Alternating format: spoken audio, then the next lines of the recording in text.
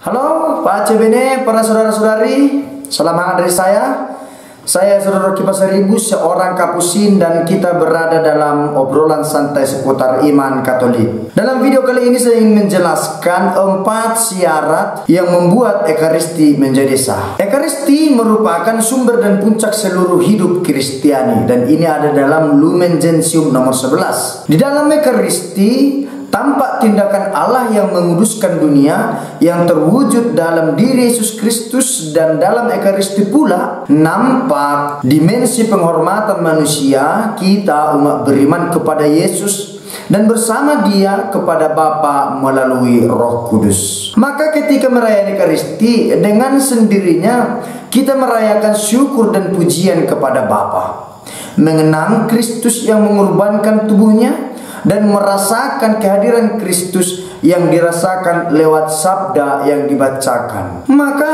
hal yang tidak mungkin bila perayaan agung ini dilaksanakan secara sembrono, asal-asalan, dan tanpa makna. Untuk itu, para saudara-saudari, ada 4 syarat yang menentukan kesahan perayaan Ekaristi, terlepas dari penghayatan pribadi. Nah, syarat yang pertama, pribadi yang sudah ditahbiskan sekurang-kurangnya menerima tahbisan presbiteran, tahbisan imaman, seorang imam. Posisi imam dalam perayaan Ekaristi ialah sebagai pelayan utama. Imam yang ditahbiskan secara sah berlaku sebagai in persona Christi, gambaran pribadi Kristus, bukan pengganti Kristus. Karena Ekaristi adalah pengenangan misteri Kristus, maka sesuatu yang sangat tidak mungkin apabila peran sentral Kristus diganti oleh imam. Imam yang ditahbiskan pun memiliki status yang jelas. Imam yang sedang mengalami halangan-halangan secara hukum kanonik tidak boleh merayakan perayaan Ekaristi karena hak dan kewajibannya sebagai imam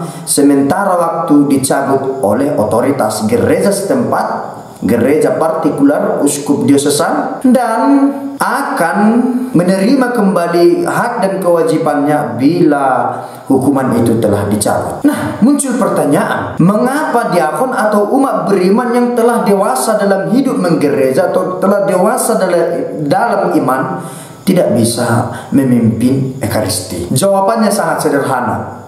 Di dalam perayaan Ekaristi ada doa tertentu yang tidak bisa didoakan atau dicapkan oleh siapapun kecuali mereka yang sudah ditahbiskan menjadi imam. Doa itu sering disebut sebagai doa presidensial, doa yang hanya bisa diucapkan oleh orang tertentu, dan dalam hal ini adalah imam. Misalnya doa pembuka, doa syukur agung, doa penutup, ataupun berkat penutup, dan lain-lain. Syarat yang kedua ialah umat beriman yang telah dibaptis atau sudah diterima resmi dalam gereja Katolik. Semakin lama kehadiran umat beriman dalam perayaan Ekaristi semakin diperhitungkan. Bahkan umat beriman dituntut penuh untuk berpartisipasi dalam perayaan Ekaristi dengan mengemban tugas tertentu tanpa menyalahi prinsip hakiki Ekaristi. Misalnya, menjadi lektor, menjadi dirijen, misdinar, atau bahkan prodiakon. Dalam Sacrosanctum Concilium nomor 48 mengatakan bahwa hendaknya dalam perayaan Ekaristi umat beriman jangan hanya hadir sebagai penonton bisu, melainkan ikut secara penuh dan hikmat serta aktif. Namun ada ketegangan tertentu yang masih berlanjut hingga saat ini mengenai persoalan imam melakukan misa secara sendiri, misa pribadi. Tapi itu terjadi karena ada alasan yang wajar dan masuk akal. Namun bila kita melihat esensi perayaan Ekaristi, prinsip dasar Ekaristi yang tertera dalam kitab hukum kanonik, seorang imam bila tidak memiliki alasan yang wajar dan masuk akal, tidak boleh merayakan kurban Ekaristi tanpa peran serta sekurang-kurangnya satu orang umat beriman dalam kanon 906. Prinsip yang ketiga atau syarat yang ketiga itu materia dan forma perayaan Ekaristi. Validitas Ekaristi yang ketiga ialah adanya materia dan forma Ekaristi. Materia dibagi dalam dua. Materia remota yaitu bahan yang digunakan, dan materia proxima tindakan yang dijalankan. Materia remota dalam perayaan Ekaristi haruslah roti dan anggur, tidak bisa yang lain.